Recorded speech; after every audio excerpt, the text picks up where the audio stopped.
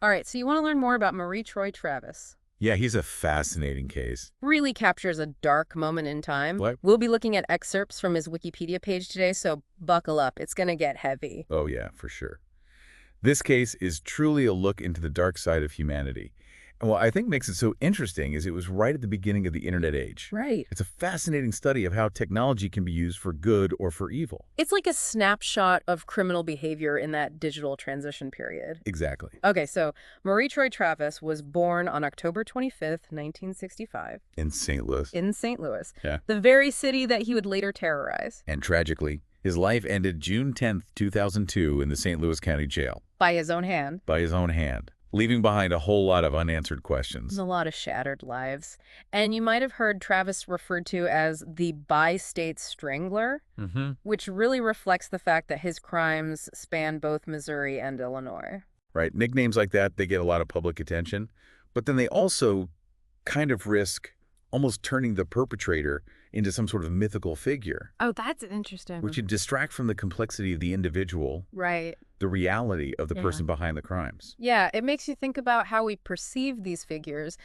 And to add another layer, Travis wasn't some, shadowy recluse. Yeah. He had a job as a hotel waiter. Right. Can you imagine? It's chilling. It really, it highlights the fact that evil wears an ordinary face. Yeah. Serial killers don't always fit into those stereotypes that we see in the movies and on TV. Right. They can be seemingly normal, charming individuals. Blending in. Blending in and moving through society undetected. Yeah. And that makes their crimes all the more shocking. It's a very unsettling thought. And this wasn't Travis's first run-in with the law. He was on parole. Right. From a 1989 robbery. At the time of the murders. At the time of the murders. So, yeah. So there was a documented history of criminal behavior. Yeah, that prior conviction really suggests a potential escalation of violence over time. Like a pattern. Yeah, like a pattern. Oftentimes, these patterns of criminal behavior, particularly when violence is involved, can be very valuable clues to investigators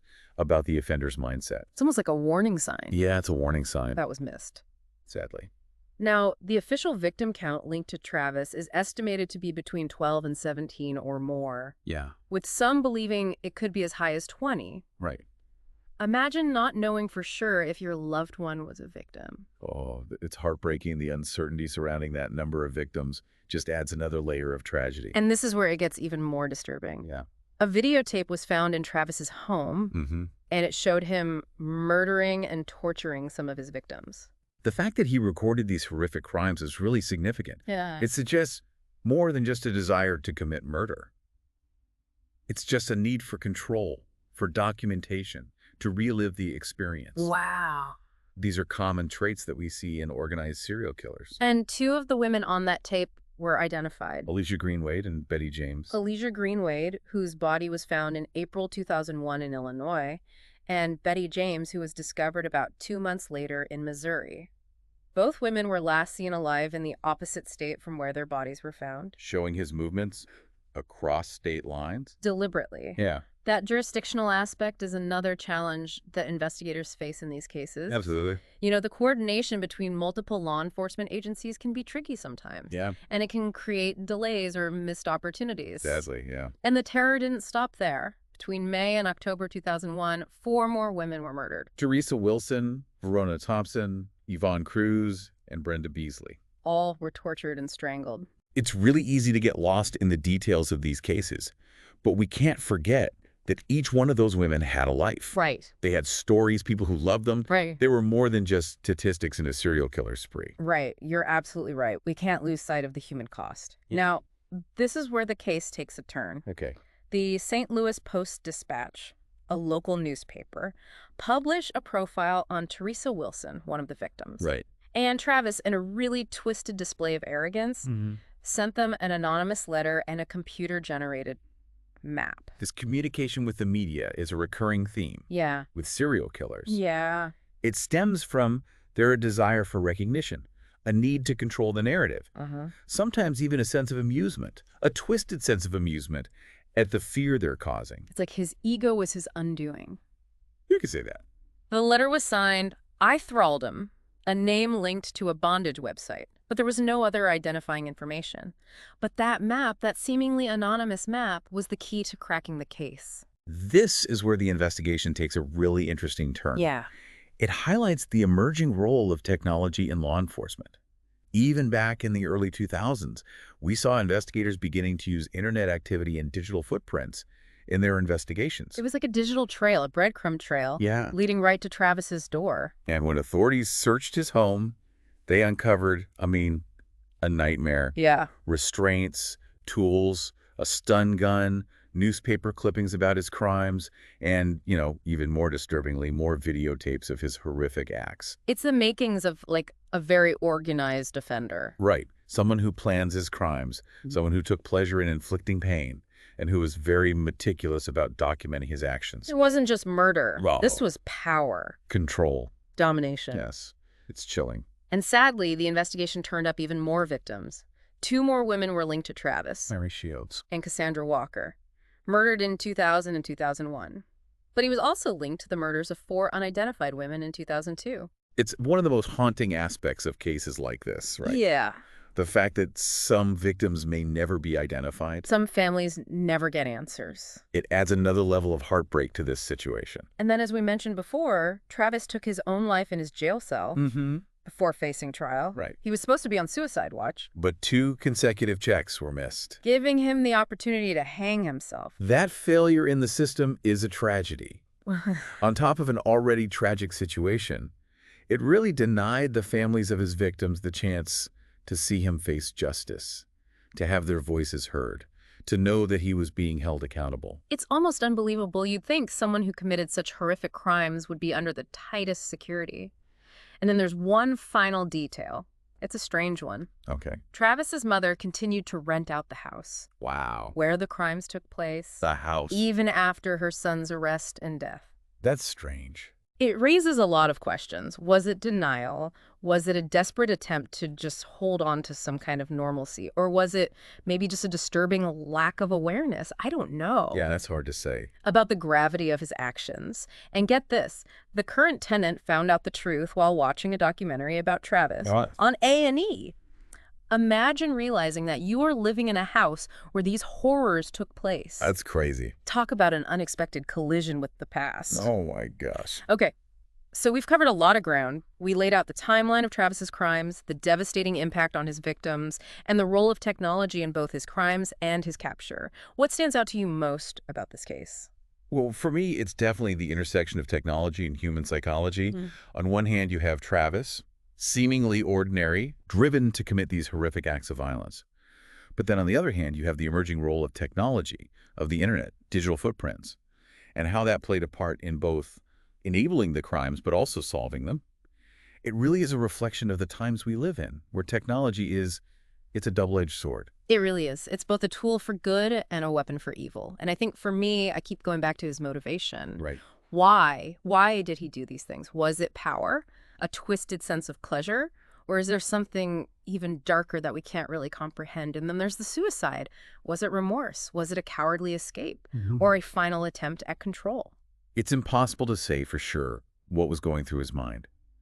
But that suicide had a profound impact on his victims' families because it robbed them of the opportunity to confront him, to see him held accountable, to get some sort of sense of closure. It left so many questions unanswered, so many wounds unhealed. It's a stark reminder that while justice can be pursued, sometimes it's not guaranteed. Do you think that Travis was intentionally trying to get caught when he sent that letter and map to the newspaper? That's a question that's been debated for years. Yeah.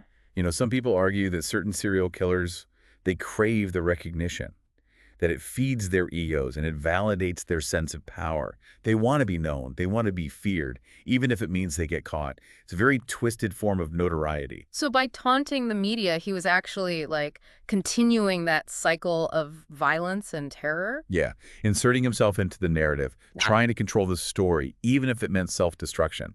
It's a chilling thought. But it does speak to those complex motivations. And this case is full of those contradictions, isn't it? It really is. This seemingly ordinary hotel waiter who commits horrific acts of violence, a man who so carefully documents his crimes but then makes a careless mistake that leads to his capture. That duality is really a hallmark. You see it in a lot of serial killer cases, Yeah. you know. They exhibit this mix of meticulous planning and impulsive behavior, control and chaos.